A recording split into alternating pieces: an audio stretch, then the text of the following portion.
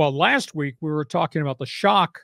The Boston Bruins fired Jim Montgomery, their coach, who had led them to 65 wins the year prior. Fallout because of conflicts with star players. Boston hits the eject button on Jim Montgomery. He gets hired 5 days later by the St. Louis Blues, who just fired their head coach, Drew Bannister, whom they had hired in the middle of last season. St. Louis is scuffling sub 500. They've spent a ton of money in free agency and just haven't won. So this is really a weird deal. In Boston, people are really upset at Bruins ownership, saying this is the third straight Adams Coach of the Year guy that you just fired, who got hired immediately somewhere else. So Montgomery is in St. Louis. He took over this morning. That's an interesting story there.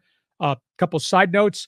Anaheim Ducks, young guys growing up on the job, 3-game win streak. Now, they did get beat in overtime over the weekend, but they've won 4 of their last 6. So I, hockey fan, am hoping, fingers crossed, that this group of young guys led by Cutter Gauthier, the Boston College player, are going to turn the corner and they're going to become pretty good. We'll see.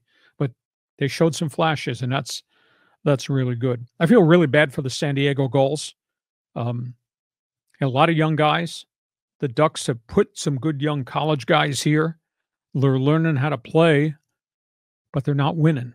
They're 4-13, but they're playing all these games right down to the bitter nub and losing in overtime.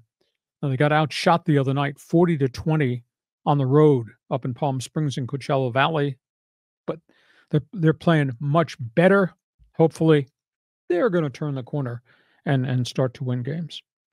Jim Montgomery, that's amazing. 5 days after he gets fired by the Bruins, gets hired by the Blues. Yeah, that makes me think of Bruce Bochy. I mean, you know when you have a talented leader and they get scooped up right away. The other name that was in the best 15 this morning was Connor Bedard. And he's under fire in Chicago. Tell me about this. Well, 2 number 1 picks are under fire. We just talked about the Ducks.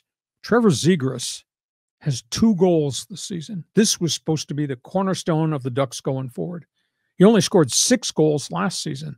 There's something not right. Now, I don't know if it's work ethic or it's lack of size, but this kid scored 23 and 23 his first 2 years in the league. Last year he had 6. Now he's got 2 as of today.